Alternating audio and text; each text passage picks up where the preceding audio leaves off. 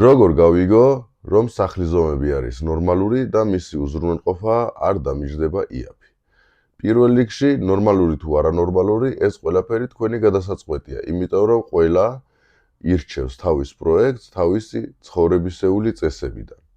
პირველი, რაც შემიძლია გირჩიოთ, ეს არის ის, რომ დაჯდეთ ინტერნეტში და მოძებნოთ მიახლოებითი პროექტი. ანუ რა გჭირდებათ, როგორი სახლი გჭირდებათ, როგორი დიზაინის ფასადი გჭირდებათ, რამდენი ოთახი უნდა იყოს თქვენს სახლში.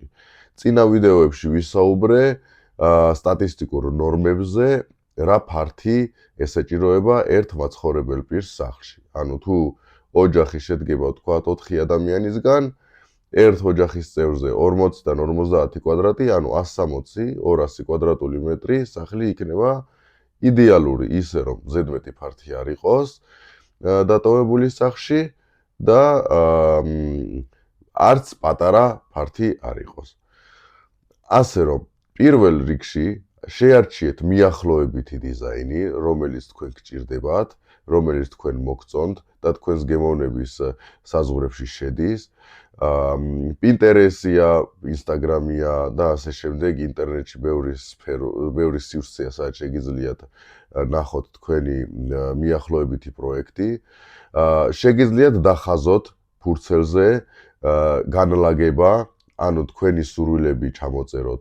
თუ მაგალითად ბევრს მაგალითად არ აქვს იმის უნარი, რომ დახაზოს, ანუ ხაზვის უნარი, შეგიძლიათ მიახლოებითი პროექტი ნახოთ ინტერნეტში, ანუ ის პროექტი, რომელიც ყველაზე მეტად შეესაბამება თქვენს გემოვნებას. ამ პროექტით მიხვიდეთ ნებისმიერ არქიტექტორთან და ის არქიტექტორი უკვე მოგირგებთ ამ პროექტს თქვენს გემოვნებაში, ასე ვთქვათ. ანუ რას გულისხმობ, რომ ტიხრის გადაწევა, ფანჯრის დამატება, ფანჯრის გამოკლება, ფანჯრისგან კარების გაკეთება. ანუ თქვათ ვიპოვე პროექტი ინტერნეტში 90%-ით მომწონს, მაგრამ აი ცოტა შევცვლიდი.